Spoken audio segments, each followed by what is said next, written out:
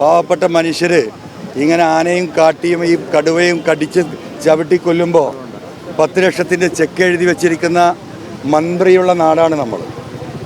വയനാട്ടിലെ നമ്മുടെ സഹോദരിയെ പുലി പിടിച്ച് ആളുകൾ തിരയുമ്പോൾ കേരളത്തിൻ്റെ ബഹുമാനപ്പെട്ട വനം വകുപ്പ് മന്ത്രി കോഴിക്കോട് കടപ്പുറത്ത് ഫാഷൻ ഷോയിൽ പാട്ട് പാടുന്നത് കണ്ടവരാണ് കേരളത്തിലെ ജനങ്ങൾ. അവർക്ക് വേണ്ടിയിട്ട് ഇറങ്ങിയ പോരാട്ടമാണ്.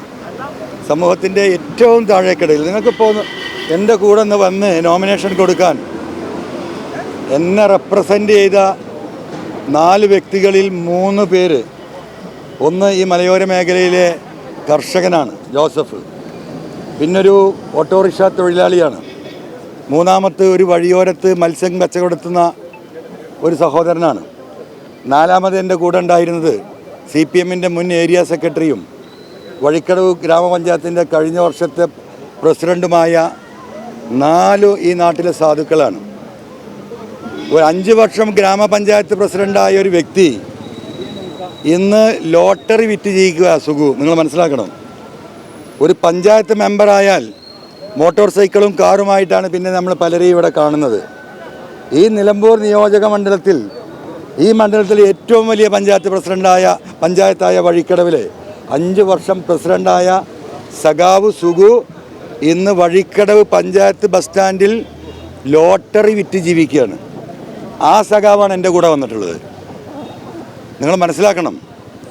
അപ്പോൾ ഇതാണ് ഇതിൻ്റെ വ്യത്യാസം. എൻ്റെ വിയർപ്പിൻ്റെ മണം എന്ന് പറയുന്നത് ഈ നാട്ടിലെ പാവപ്പെട്ടവൻ്റെയും ഈ ചുമടെടുക്കുന്നവൻ്റെയും ഈ ഭാരം വലിക്കുന്നവൻ്റെയും ഈ കർഷകൻ്റെയും ഒക്കെ മണമാണ്. ആ മണം ഇന്ന് അവർക്ക് സഹിക്കില്ല. പിണറായിയുടെ പക്ഷം നിൽക്കുന്ന, പിണറായിസത്തിൻ്റെ ഭാഗമായി നിൽക്കുന്ന ഉന്നതരായ മന്ത്രിമാരുടെയും നേതാക്കന്മാരുടെയും വിയർപ്പിൻ്റെ മണം അദാനിയുടെ മണമാണ്. അത് സുഗന്ധമാണ്.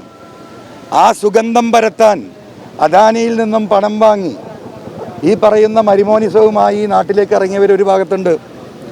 മറുഭാഗത്ത് എന്നെ ഇല്ലാണ്ടാക്കാൻ മുഖ്യമന്ത്രിയുടെ ഭീഷണിക്ക് വഴങ്ങിയോ താല്പര്യത്തിന് വഴങ്ങിയോ PV അൻവറിനെ വഴിയാധാരാക്കാൻ വേണ്ടി തീരുമാനിച്ച പ്രതിപക്ഷ നേതാവാണ് ഇവിടെ ഉള്ളത്.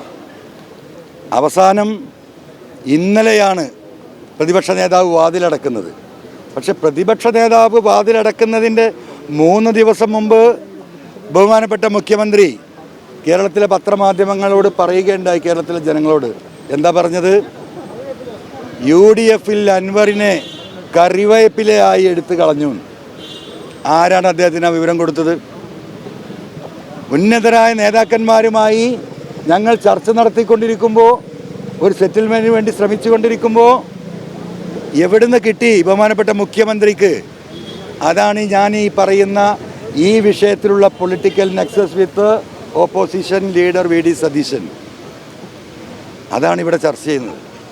ഇവിടെ മത്സരിക്കുന്ന സ്ഥാനാർത്ഥികളൊക്കെ എന്തിനു വേണ്ടിയിട്ടാണ്? MLA ആവാനാണ്.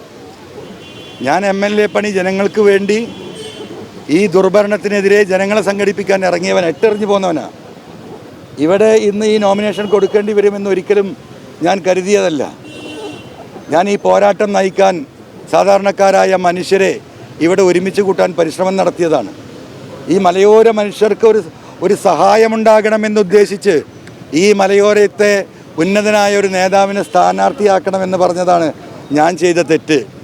എനിക്ക് വേണമെങ്കിൽ രാജിവെക്കുമ്പോൾ ജനങ്ങളുടെ പിന്തുണയോട് കൂടിയിട്ട് പിണറായിസം തകർത്ത് നിലമ്പൂരിൽ മത്സരിക്കാമെന്ന് എനിക്കന്ന് പറയാമായിരുന്നല്ലോ. ഞാനത് പറഞ്ഞില്ലല്ലോ. അപ്പോൾ എൻ്റെ ഉദ്ദേശം സതുദ്ദേശം മാത്രമായിരുന്നു. ഈ മലയോര മേഖലയിലെ ആ വിഷയങ്ങൾ അറിയുന്ന, അത് അനുഭവിക്കുന്ന ഒരു കുടിയേറ്റ കർഷകൻ ഉണ്ടാവണമെന്ന സതുദ്ദേശത്തിലാണ് ഞാൻ അന്നത് പറഞ്ഞത്. പക്ഷേ ഇവിടെ ചിത്രം മാറിയില്ലേ? ഇപ്പോൾ സ്ഥിതി എന്താ? അപ്പോൾ ഇവരൊക്കെ മത്സരിക്കുന്നത് MLA ആവാനും നാളെ മന്ത്രിയാകാനും പിന്നീട് മുഖ്യമന്ത്രിയാകാനൊക്കെയാണ്.